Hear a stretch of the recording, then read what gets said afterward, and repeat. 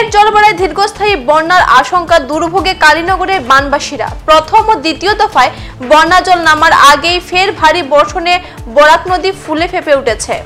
কালীনগরে বিভিন্ন এলাকায় জলের নিচে ডুবে যাওয়ার কারণে কালীনগর অন্নদাচরণ বালিকা বিদ্যালয়ে আশ্রয় শিবিরে রয়েছেন প্রায় শতাধিক পরিবার। এই বিদ্যালয়ে বন্যার্তদের মধ্যে ত্রাণ বিতরণ করেছে উত্তর হাইলাকান্দি উন্নয়ন পরিষদ। আজ বৃহস্পতিবার সংস্থার পক্ষ থেকে অন্নদাচরণ বালিকা বিদ্যালয়ে আশ্রয় শিবিরে শতাধিক পরিবারকে ত্রাণ সামগ্রী বিতরণ করেছে সংস্থা। উত্তর হাইলাকান্দি উন্নয়ন পরিষদের এক প্রতিনিধি দল আজ খাদ্য সামগ্রী নিয়ে যান ওই আশ্রয় শিবিরে। তারা আশ্রয় শিবির পরিদর্শন করে শিবিরে থাকা শতাধিক পরিবারের হাতে ত্রাণ সামগ্রী তুলে দেন। প্রশাসনের উদ্যোগে বন্যার্তদের জন্য স্বাস্থ্যসেবা পরিষেবা দিতে রয়েছে মেডিকেল টিমও। উত্তর হাইলাকান্দি উন্নয়ন পরিষদের কর্মকর্তারা বিভিন্ন স্বেচ্ছাসেবী সংগঠনের নেতৃবৃন্দকে বন্যার্তদের পাশে দাঁড়ানোর জন্য আহ্বান জানান। ঘরবাড়ির অবস্থা তো এরকমই বললে হয় যে এখন এখানে নৌকা নিয়ে যাইতে লাগে ১ নম্বরে, ২ নম্বরে যে প্রত্যেকটা জি না বরাক নদী পার হইতে লাগে না, বরাক নদীর ওখানে। আর এখানে প্রত্যেকটা গড়ে আর কি গলা অবধি পানি আছে, আর কাদা তো কমসে কম কোমর অবধি কাদা প্রত্যেকটা গড়ে।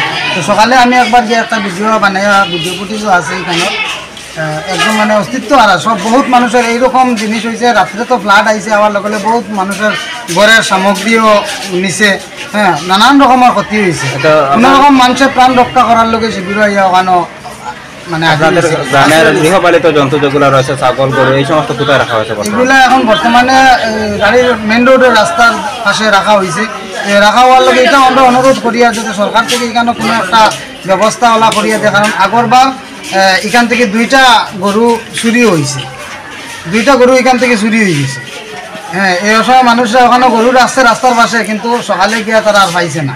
এর লাগে ও একটা কোনো একটা পদক্ষেপ যাতে সরকার থেকে নিয়ে যাওয়া আমরা অনুরোধ জানাই।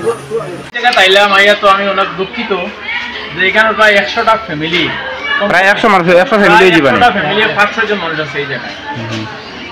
যখন দেখলাম আমার ডিসি স্যারের চাইল্ডলাইন থেকে ম্যাডামকে ফাটাইছে, ম্যাডামকে আমরা সুন্দর মতো এই জায়গা থেকে তথ্য দিচ্ছি। ম্যাডাম এইভাবে স্কুল পরিচালনা সমিতি, আমার প্রিন্সিপাল বা আমার স্কুলের যারা আসে খুব সুন্দরে এটার মধ্যে এটা হিসাব কিতাব করে সবে রাখছো। হ্যাঁ তো আসলে কালকে থেকে মানুষ হিসেবে এখন পর্যন্ত মানে সরকারিভাবে যদিও কালকে কিছু মানে সামগ্রী দেওয়া হয়েছে, যৎসামান্য এগুলো পর্যাপ্ত না।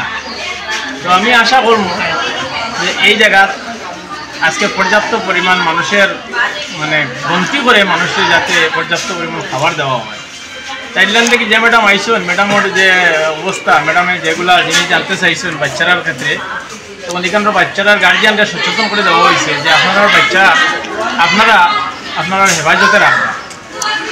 তো আমরা আইসি এই জায়গায় নর্থ হাইলাকান্দি ডেভেলপমেন্ট কাউন্সিলের পক্ষ থেকে আমরা প্রতিনিধি দল, আমরা শুধুমাত্র এই বন্যা পীড়িত মানুষদের উদ্দেশ্যে জনপ্রতিনিধি এবং রাজনীতির ঊর্ধ্বে উঠে যে এই ব্যানারটা আমরা যে এই জায়গায় লাগাইছি, যে ব্যানার লাগানোর অর্থ এই নয় যে আমরা কিছু সামগ্রী দিয়া আমরা প্রচারের আলোয় হওয়া, আসলে এই কোনো উদ্দেশ্য নয়।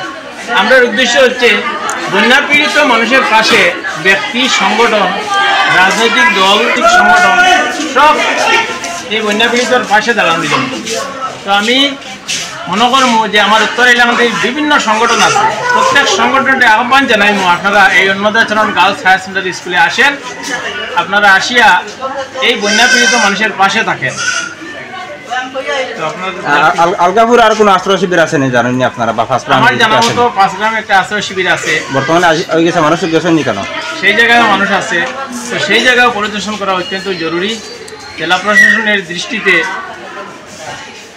এই মানুষগুলো আছেন, এই মানুষগুলো অবশ্য মানে ওদেরকে পর্যাপ্ত পরিমাণ যদিও কোনো খাবার না আসে তো আসবে।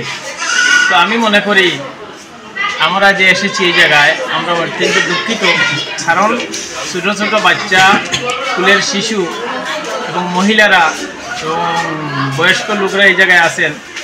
ওদের জেলা প্রশাসন মারফত ওদের ইয়ের প্রয়োজন, খাদ্য সামগ্রী দেওয়ার দাবি রাখছেন আপনারা? সামগ্রী দেওয়ার দাবি রাখছি, অথচ এই স্বাস্থ্যের জন্য আমাদের হসপিটালের ঊর্ধ্বতম কর্মকর্তাকে বলছি যে আপনি হেলথ ক্যাম্প রাখা হয়েছে দেখতেছি আমরা। এখনকার মতো বিদায় নিচ্ছি, পরবর্তী অন্য সংবাদ পেতে আমাদের সাথে থাকুন। ধন্যবাদ।